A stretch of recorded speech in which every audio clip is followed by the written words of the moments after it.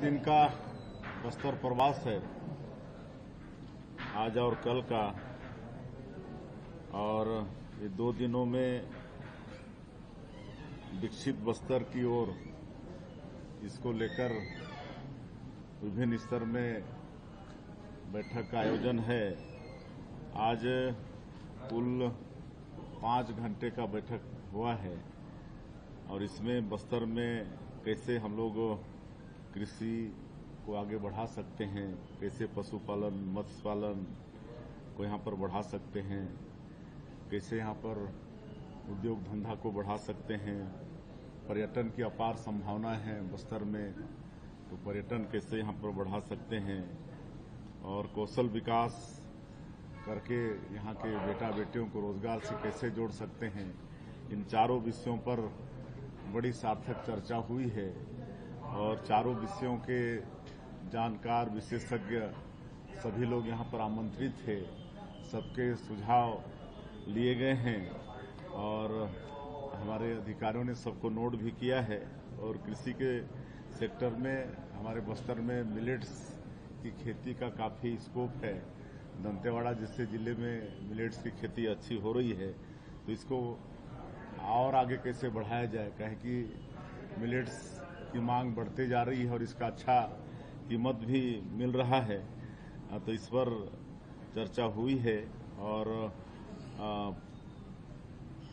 Palm oil, इसकी भी खेती बड़ा फायदेमंद है, तो इस पर भी बढ़ावा देने पर चर्चा हुई है। और यहाँ पर मत्स्य पालन, बकरी पालन और सूकर पालन, इस साल के बजट में भी हमने इस पर ज्यादा राशि रखवाया है, क्योंकि ये जनजातीय बाहुल क्षेत्र है और जनजातियों से ये जुड़ा हुआ ये विषय है और ये रुचि का विषय भी है, तो इसीलिए इसमें बजट भी ज्यादा रखे हैं। और आगे बस्तर के क्षेत्र में इन तीनों चीजों पर, मत्स्य पालन, बकरी पालन और सूकर पालन, इस पर विशेष, कुक्कुट पालन पर भी विशेष जोर दिया जाएगा।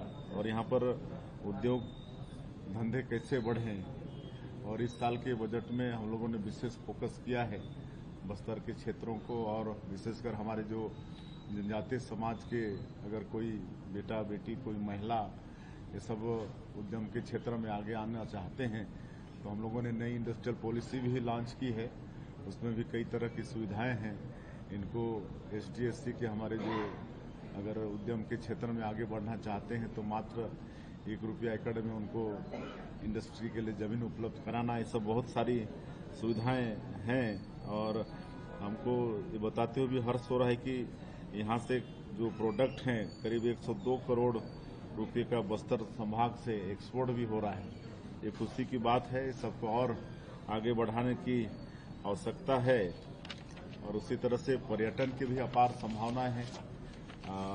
एक तरह से हम लोग कह सकते हैं कि ये बस्तर स्वर्ग है। यहाँ पर फॉरेस्ट बहुत है, बहुत जलप्रपात हैं, अनेक दर्शनीय स्थल हैं।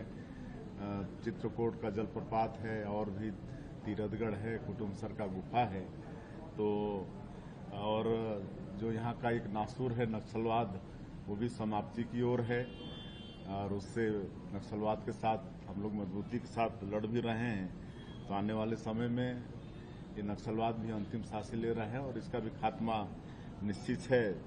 तो पर्यटन के लिए भी विशेषकर होम स्टे, जिसको फॉरेनर बहुत लाइक करते हैं, तो उसको भी हम लोग बढ़ावा दे रहे हैं और पर्यटन को हम लोग उद्योग का दर्जा दिए हैं।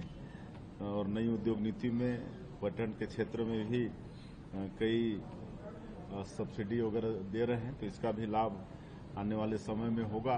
और